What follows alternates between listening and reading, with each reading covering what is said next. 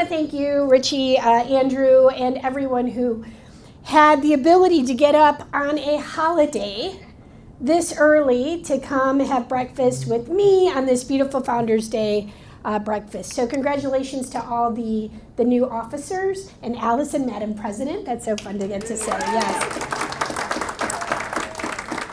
But thank you so much for inviting me to be with you this morning and get to share a few words. It really is a privilege to be in a room with so many strong business leaders who are dedicated to growing their companies right here in Chicago and the Chicagoland area and wherever it is that you choose to call your home in Illinois. Now, part of the secret of your success is I know your strong work ethic. And this I know is clear because you are not afraid to get up really early on a holiday to come have breakfast with a bunch of other folks who are making things happen in our city. And I can tell you that your work ethic is clear, and as the daughter of Mexican immigrants, I share a very strong work ethic.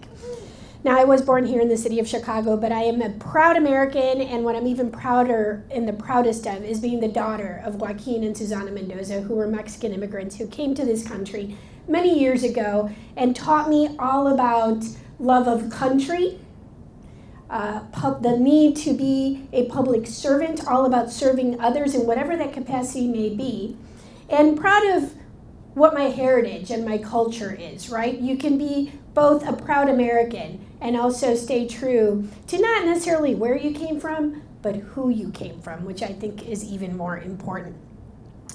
So thank you for doing your part to make what I think is America's city, the greatest city here in Chicago, and the great state of Illinois at the center of everything cool in the United States of America, a great place and an even better place with your efforts. I want to also say that this is a very important day for another reason besides the Founders Breakfast, and today is Veterans Day. So I wanted to know if there are any veterans in the room, and if so, would you please stand up? None?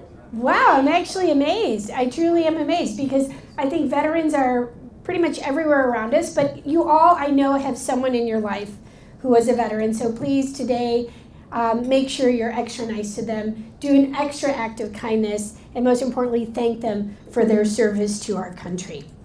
Now today, it's fun to be here because we get to exchange ideas. You'll hear from me, but then we're going to have a question and answer session, and I'm happy to think of what you want to ask me because there's no topic off limits, okay? But I think that one of the best ways that we can all improve is to really listen to each other, not be afraid to talk or share about our successes, and even our failures, because at the end of the day, that is oftentimes where and how we learn the most. Now, you may remember me as the city clerk of Chicago who got rid of the archaic 108-year-old city sticker system where people had to wait in line for 3 to 4 hours to buy a city sticker. Does anybody remember that? Yeah, good. Everybody should remember that. I don't want anybody to forget that. Because it's I made it look easy. But anyway, the point is, I was the first woman elected city clerk of Chicago. And I wanted to get rid of those awful lines. It was a situation where people had to take a day off of work or lose a day's wages to go stand in a 3 to 4 hour long line. Like back when we were kids, standing in a long line at Great America, at least there was a fun ride at the end of that line. There's no fun ride. You feel like you're taken for a ride when you have to pay this tax. And we made it as difficult as possible for people to be in compliance with the wheel tax. So I wanted to get rid of that awful tradition. The interesting thing is that none of the men who came before me, and no offense to the guys in the room, but I'm just saying this is important to note, that no one was willing to take the risk of changing that archaic system. And in fact, there was a very powerful person who I won't mention out loud right now, but who really urged me not to try because it would be too big of a lift. Said the risk is too big, and if I were to fail at taking this buy your city sticker in the month of June and making it into a year-round sales system, which is what it is today, that if I failed at that, not only would I never be elected dog catcher, I certainly would not be reelected as city clerk, and I was essentially just starting off. I had been a legislator for 10 years before I was city clerk. But city clerk is really kind of when, people started to notice. And so he's like, your career is just taking off. If you fail at this, forget it. City stickers are a pilgrimage. They're part of being a Chicagoan. A lot of bad words used in this description. I won't use them today. But, people, they bitch about it all the time, but nobody expects you to actually fix it. If you try and you fail, you're done. And so I remember saying very clearly, that's not why I ran for this position. I am not here to do, or actually not do, right? I'm here to get it done. And this is why I ran. I don't want to be like everybody that came before me who's afraid to take on risks and make government work better for people. So I did, in fact, take on the risk, and I transitioned the city away from this archaic 3 to 4 hour long lines into a smooth year-round system, similar to what the Secretary of State office does with its license plate renewals. Now, the lines are gone. 5 to 10 minutes on a bad day. Well, if you wait till the very last minute, you might have a little bit longer line still, because we always have the procrastinators. That's just called a procrastinator tax. It's not an actual tax. I know people feel like we tax everything. This is like a self-imposed one for waiting literally till the last second. But even with that, you're talking about you can still get it done on your lunch break versus losing a whole day. But because I took that risk, I was able to bring in an additional $15 million in new revenue to the city of Chicago without raising the cost of the sticker that year. This is in year 3 of my first term. So delivering $15 million in new revenue by providing better customer service at lower taxpayer cost. So this is how we should think about government. Government should be there to make people's lives easier, not the other way around. And I do believe that you can create efficiencies without sacrificing service to the taxpayer. Now, in 2016, I was elected to serve as your controller, and in that first moment, I decided to launch a transparency revolution for the state when it came to our finances. Now, you may have heard that I announced in July that I will not be seeking another term as your state controller, so you won't see my name on the ballot in 2026. But I want to just say thank you so much. I really kind of am on this thank you and listening tour, because I've had the privilege and honor of serving in public service now for 24 years. And whether it was as a state rep, some people might have voted for me, or as your city clerk in Chicago, for those of you who live in the city, people hopefully voted for me, and twice, yes, not just because it's Chicago, but Do you see what I did there? Yeah. And then as your state controller 3 times. In fact, in this last election, even though I have the least known title in all of government existence, I'm very proud to have been the top vote getter in the entire state of Illinois amongst all of the candidates on the ticket. So thank you. Odds are you voted for me, and I appreciate it. But I want to thank you for that, because it really has meant a lot to me to get to serve, especially as your controller during the most difficult times financially in the state's history. And it really has meant something for me to be in that position. And so as I think about what's next for me, I really want to just take the time to reflect on the progress that we've made so far. So I'm going to give you an inside look at how my tenure began as Illinois State Controller and how far we've come in these last 9 years. It's really quite a story. So I took office in December of 2016. In the middle of a 736-day budget impasse, which honestly makes what we're going through right now federally seem like, whatever, we've been there. But it is a big deal, so I don't want to make light of a pretty significant situation federally, but we went 736 days without a budget. Many of you may have been around during those times, some of you may not. But I inherited a backlog of unpaid bills that reached $16.7 billion with the BEA dollars. State vendors were waiting on average 210 business days to get paid. That's 9.5 months in real people time. And of course, this was unsustainable for so many businesses. In fact, many had to close their doors. And social service providers in particular, and many of you in this room, some are in, I know, the social service sector, really suffered and were unable to provide critical services to the people that they cared for. I had vendors back then literally calling me every day. I mean, it was nonstop on the phones, but getting to me, bawling their eyes out, crying, so many tears, on the brink of financial ruin.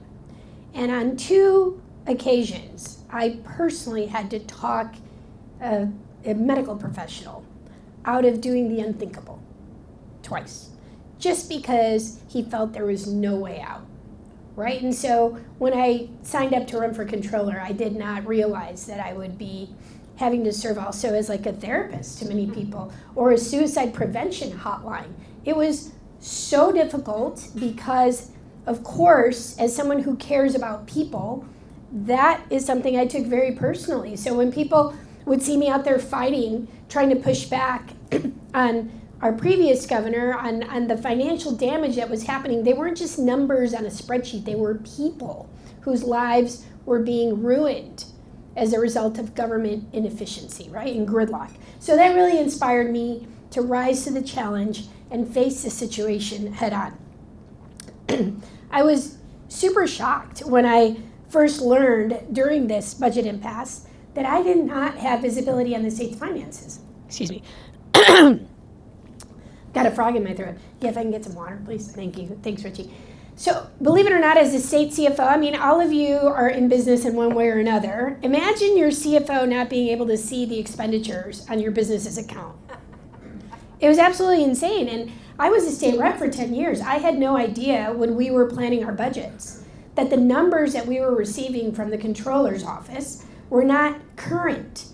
They were almost a year old. We were working on 11-month-old numbers when we were crafting our budgets. And guess what? No one knew. We just assumed that the numbers were the most recent numbers. That's what we were told, but most recent was 11 months ago. So no wonder why the state always essentially was in a perpetual deficit spending.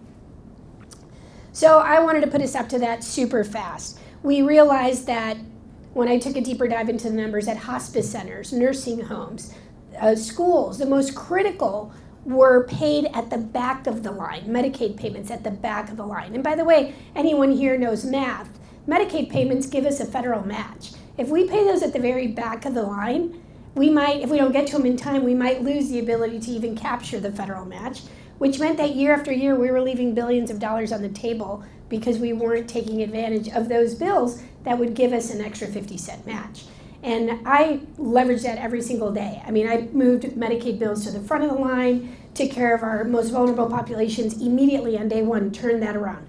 And so that has been both a moral win, but also a financial win for the state of Illinois. I lobbied the legislature to get the previous governor to acknowledge the record backlog of unpaid bills. Because we didn't have visibility on it, we couldn't actually tell you how much of a backlog we had until we passed massive, and this was my baby, my Transparency Act, or Debt Transparency Act.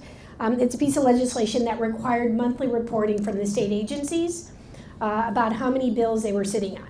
So in other words, 0 to 30 days old, 30 to 60, 60 to 90, or 90 plus. Because once it hits 90 days, we start paying 1% interest penalty a month, 12% a year. We hadn't paid our bills easily. In 210 days was the average. We had bills that were 2 years old that hadn't been paid. So we're paying 12% interest on $16.7 billion. So it was critically important that we pass this transparency reform so that I could then at least know what's still sitting at the agency level that has not been sent to my office for payment. And I wasn't worried about knowing what the number was, because I knew it would be much worse than what I could see. I was worried about getting downgraded by the credit rating agencies by introducing this transparency reform, because by introducing it and passing it, we would find out unequivocally that our financial situation was much worse than we knew. So like I thought it was 10 billion, it ends up being 16 billion, almost 17. And so I had to sit down with the credit rating agencies and make the pitch that I'm going to introduce this legislation, I'm going to pass it, and it's going to show that our financials are much worse than we think. And that's okay, because as long as I can see them, I can figure out the plan of attack. But if I can't see it, it's kind of like if you have a festering wart not to be disgusting, but like, let's just talk real, right? Like, you know, it's like right here at the bottom of your thigh, and you're like, oh my, I don't have one, by the way, okay? But you're like, God, this hurts, I don't want to look at it, and you're going to pretend it's not there, right? You know what's going to happen. It's going to grow significantly, and you're probably going to lose your leg because you just ignored this. So you have to be able to look at it and be like, oh God, I don't want to deal, but I have to deal with it, and there has to be a plan of attack. And so I asked the credit rating agencies, I was a new Democrat controller. Right off the bat, they're nervous. And I said, just give me a chance to show you what I can do, but I need to be able to see how bad it is. And it would be a terrible message to send to any state that if we're actually instituting reforms, we'll be penalized for it. So just give me some time. Not a lot, but give me enough. And so to their credit, they did not downgrade us into junk bond status, which would have been the first state in the nation to go into junk. We were just one notch above junk when I took office. So anything that we did, we sneezed, it could take us into junk. And so this was a scary time, but we got it done. And believe it or not, the prior governor vetoed my bill. I passed it and he vetoed it. Made no sense. But I worked really, really hard and convinced all the editorial boards to jump on board and editorialized in favor of it. And with my prior years of being in the legislature and having good relationships with the Republicans, even though I'm a Democrat, I've always worked bipartisan. It's important to do that. I was able to build enough trust from my existing years and convince those guys to help rally the newer members that might not know me, that they could trust me, that we needed to do this to get a handle on the state's fiscal turnaround. And so we put the votes together, and we were able to override the governor's veto on my Debt Transparency Act unanimously. The first time in the history of Illinois that a sitting governor gets overridden unanimously. So I'm very, very proud of that. But having said that, we also tried to, of course, be creative on things like cash management tools that would help us better be able to, stretch the value of these precious dollars. And we, in order to do that, did this bond deal that refinanced $6 billion of that $16.7 billion at a 3.5% rate, which, considering we were just one notch above junk, that was like a miraculous rate. But that helped me pay down, put $6 billion, not just $6 billion, but actually $9 billion into paying off debts, because we leverage every single bill that would give me a federal match of 50 cents. So we turned $6 billion into $9 billion in debt repayment, and that really, between the Debt Transparency Act and paying down those bills, this is in 2017, it really was the beginning of the financial turnaround for the state of Illinois. So again, don't be afraid of how bad the challenge is, just see it, know it, own it, and then figure out what your plan of attack is.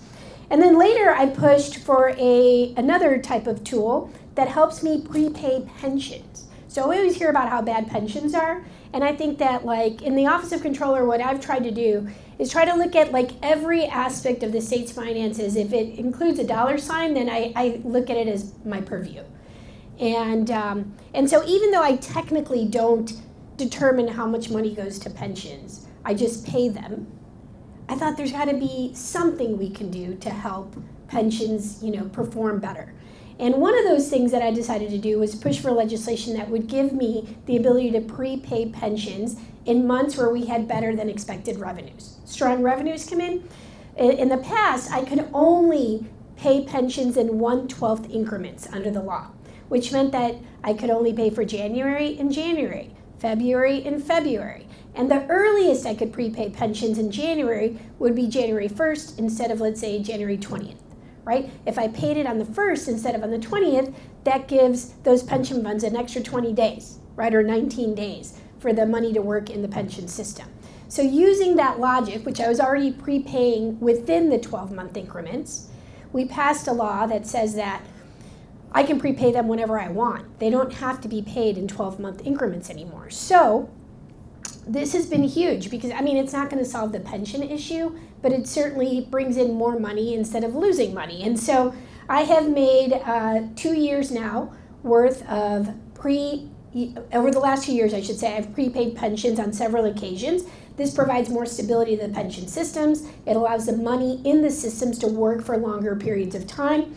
And in short, this has already helped us generate $41 million in estimated interest earned that otherwise wouldn't be there. So it's not going to solve the issue, but it does something to move the needle a little bit. And those pension systems are so happy because they don't have to think about whether they have to draw down their assets because of the uncertainty of when the state will pay them. In fact, they're getting paid sooner than they would have even expected. So it's been a big win for them.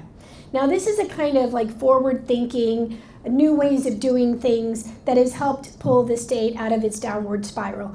And the last tool I'm going to tell you, which I think is really cool and fun, is that because Illinois had such bad credit and we couldn't just go to the markets for like good rates, when we were able to get that 3.5 rate on that bond deal years ago, the treasurer and I teamed up, Michael Frericks and I teamed up to pass a tool that would allow me to borrow from the treasury instead of going to the market, up to $2 billion in the event of like when the pandemic hit, for example. We were able to leverage some money from the feds, but very little of a loan. We got a 3.5% rate as well.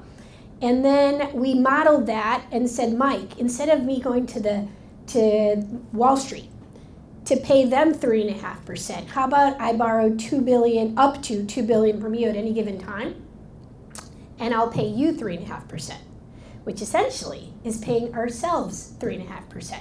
So we're able to leverage liquidity within our own, state's finances, and those are like dollars that he would have in 24-hour securities or things like that. We can leverage them. We can give him probably a better return theoretically than what they would be getting, and we're really paying ourselves. So it's just creative ways of thinking outside the box. And I think that it's important that in whatever position you have, you always try to see how you can leverage the tools of that office, and if they don't exist, create new ones to work on behalf of the people of our state.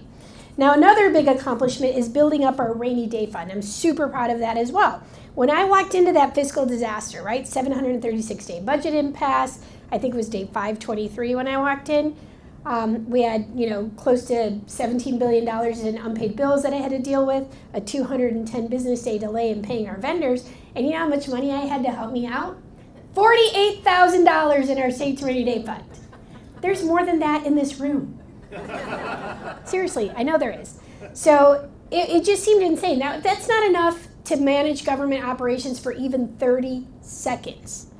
So I have truly made it my mission to champion the rebuilding of the state's rainy day fund. I talk about it all the time. I've introduced legislation that requires additional payments into the state's rainy day fund when our revenues are better than expected, so that we get into this practice, this culture of fiscal discipline.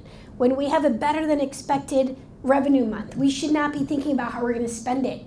We should be thinking about how we're going to save it and then put whatever left towards paying down existing debts before we incur new ones, right? This is a culture shift, and it's something that I'm very proud. I feel I've really made a difference in getting the legislature to see things this way. And so we went from a $48,000 rainy day fund to what is the largest we've ever had in our state's history today of $2.4 billion.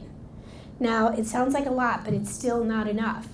We have moved from dead last to second to last, but I know people go, oh, good for you. Yeah, you went from dead last to second to last. And I'm like, yeah, good for us. It's like forward movement. Why would anybody poo-poo that, right? Like, I don't understand that. So we celebrate our wins where we can get them. But I'll be the first to say that we have a long way to go, because $2.4 billion only gets us about 16 days worth of reserves. Certainly a lot better than 30 seconds.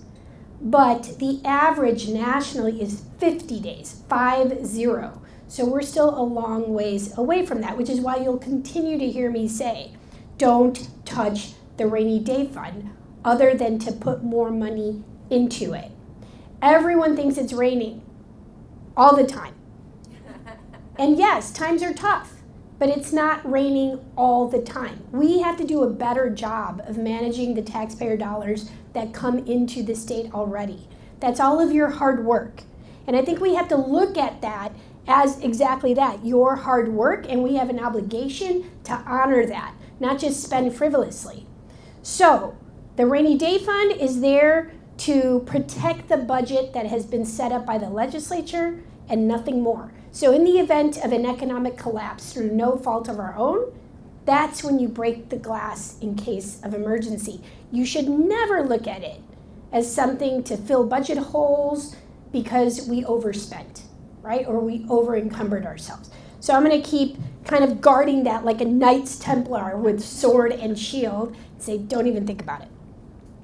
All right, so that $16.7 billion backlog of unpaid bills, I know it sounds depressing, but the good news is I paid it off years ago before getting a penny of federal stimulus dollars in the door. So yes, it's super cool, woo! Because when you hear people say, oh, of course, she got a boatload of money from the feds for COVID. Yes, this is true, thank you. But I used every penny of it for COVID-related expenditures. Just use simple logic here. If I had spent the COVID dollars on paying off our old bills, I'd still have a boatload of debt related to COVID, and we don't. In fact, even in the darkest days of the COVID pandemic, did not sacrifice on transparency because it really has been the hallmark of my administration. I want everyone to know where every penny of those COVID dollars went, and you can track them on my website. We have a COVID-19 a spending tracker, a portal on our website that has been recognized nationally as the gold standard in COVID expenditure reporting, down to the glove. So it's called hard work, strategic financial planning, and not being afraid to take on this, what seemed like an impossible, insurmountable challenge, I always knew would be possible if you just knew how to manage things. So that 210 business day delay in paying our bills, it's gone. My oldest bill today is only 14 days old. Yes, 14 days old. We are open for business. In fact, you should do business in Illinois because we're paying faster than ever. I've been accused of paying too fast. It's true because like in this high interest environment, yes, it is true that I could be making a few more bucks for the state of Illinois. But remember, and I know because I remember those calls with those vendors who were crying their eyes out or were close to, wanting to end it, that they are still recovering from the budget impasse, only to be then punched in the face and have their teeth knocked out by a global pandemic. And so a lot of those folks have already tapped every line of credit that they have. They're recovering from that still. The state has been able to recover faster. We have more tools available to us. So for me to delay payments to them, by the way, for services that they've already rendered. So we're just reimbursing them the money that they've already put out. My job is, how I see it, is to get them their money as quickly as possible.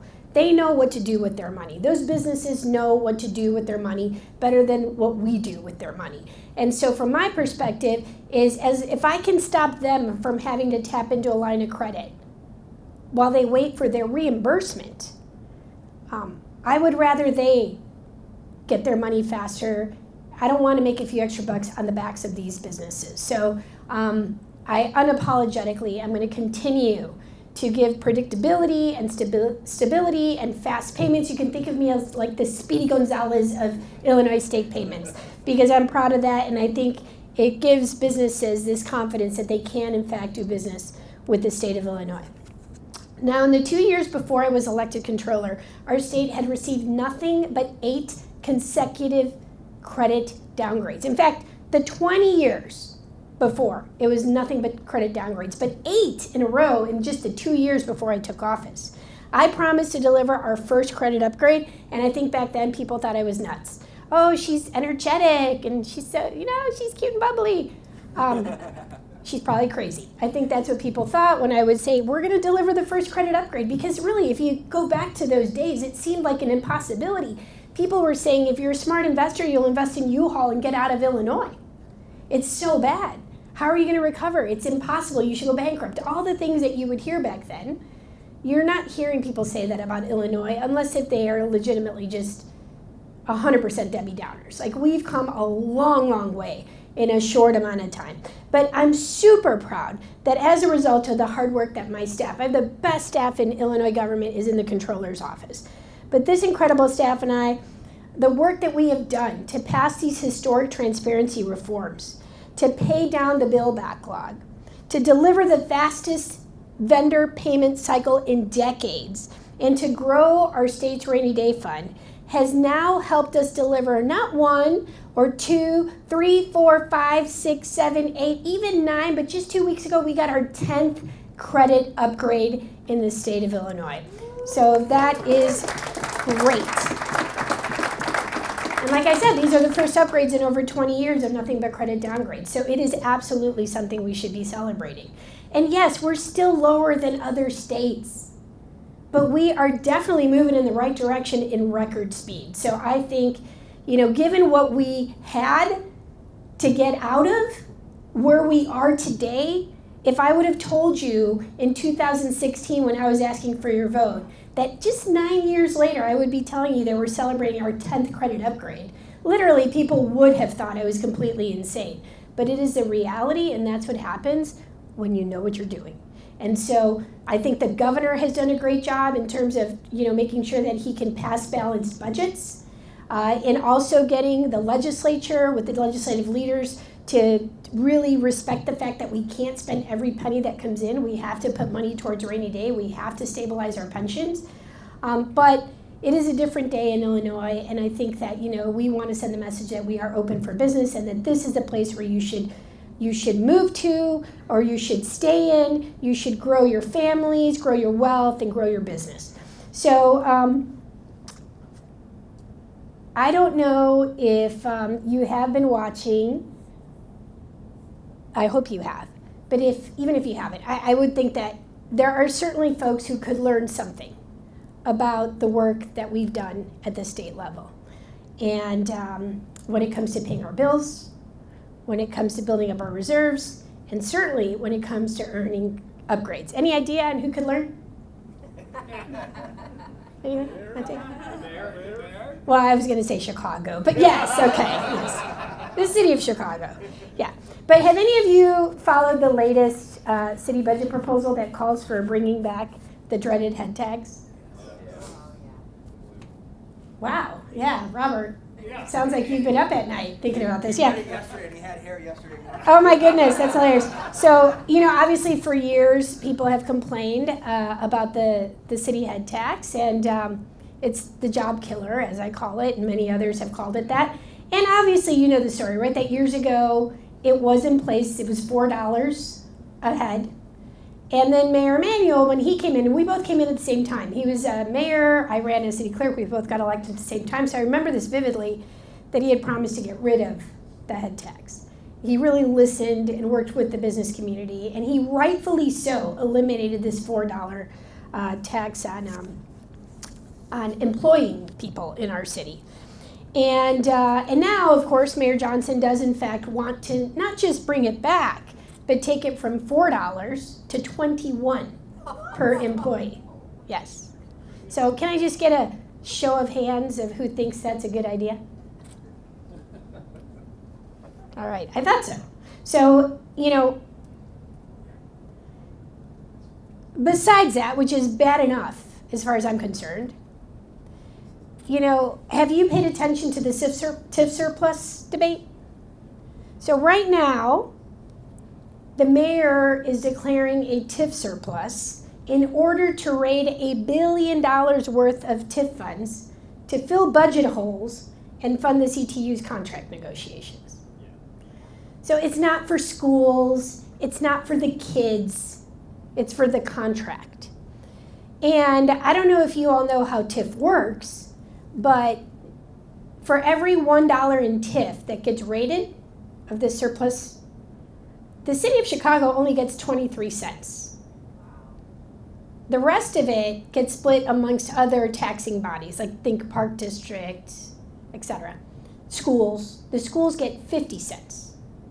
So they're gonna get $500 million. Not the schools again, remember, the CTU. So what goes to Chicago Public Schools, but it's for the very expensive teacher contract that has been negotiated. And the County of Cook County gets an additional, they get 14 cents out of that dollar. So you're gonna pull $1 billion in TIF, which is meant to stir economic development in many of the poorest neighborhoods in Chicago. The very neighborhoods who need desperately this economic development. And I would argue that the whole city of Chicago needs it because we've lost significant population, and the people that are left here have seen their property taxes go up because we still have to pay for police, for fire, for schools, for all the other things that we pay taxes for. And so we have less population having to pay a greater amount of the property taxes. So we need to add people. We need to build again. And if you're taking the very dollars that are there over a 23-year period collecting, they've taken a time to build up, and then you're going to sweep them to plug budget holes like operating expenses, right?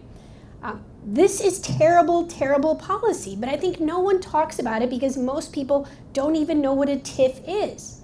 And they hear we have $1 billion just laying around, let's use it. And of course you're gonna hear, let's use it for the kids. Listen, my son goes to Chicago public schools. So I'll be the first to say I want the best schools in this city. But I also know that those TIF funds are supposed to be used for schools. Things like bricks and mortar, not teacher contracts. Bricks and mortar. Because if my son's school does in fact get a hole in the roof, that's what the TIF funds are supposed to be used for. We're gonna have to just go get a bucket and hope it catches the water, because once you spend that TIF surplus, it's gone forever. You can't spend the same dollar twice. So it is a shame. I used to work in the Department of Planning and Development, many, many years ago, when TIFs first got created. And I remember, I don't know if anyone here knows David Doig, but he was with DPD, I should say. He was a deputy commissioner, and now he's on the investment side, like he builds homes and stuff like that. So he understands this, and he's an expert on TIFs because he helped drive and create the TIFs. There's no one that probably knows TIFs better than David. And so we just talked the other day about how, do you remember 20 years ago we were like, man, we want to be around 20 years from now to see how these TIFs rebuilt Chicago. And so to see that the lazy approach to governance is to say we're going to take $1 billion from places like Bronzeville, Inglewood, Austin, communities that desperately need redevelopment, that would help the entire city of Chicago's economic base. We're going to take that to fill budget holes. We should all be saying, not on our watch as taxpayers. This is bad for Chicago. It's bad for Illinois because, as you know, our economic base depends on the city of Chicago being a strong, strong provider.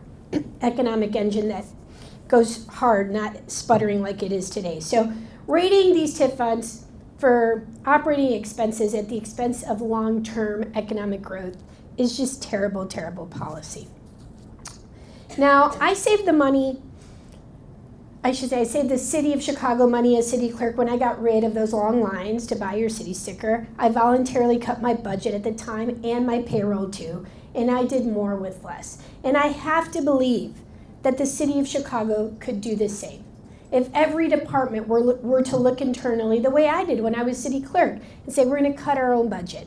We're going to look at everywhere that we don't need this, where it is, we're doing duplicative work, where we have these vacancies sitting around that there's probably no chance we're ever going to fill, right? Like every single thing, every line item of every budget at every agency or department should be looked at to find internal efficiencies before you go ask taxpayers to pay more and before you go and raid things that will determine what the future of Chicago looks like, not just in the downtown, but in the actual neighborhoods that need them. And as a matter of fact, I talked about when I was city clerk, but as your controller, when I first walked in during the darkest days, right, of the 736-day budget impasse, when I could have made the argument that I'm going to have to work harder than any controller in the history of our state. I need more people. I need more resources to deal with this disaster. I did the opposite. I self-imposed a 10% cut my first year as your controller and kept that 10% reduction for 6 consecutive years. No one has ever done that, but that is a reflection of my respect for the taxpayer dollar, to always prove that we can in fact deliver the best service with less.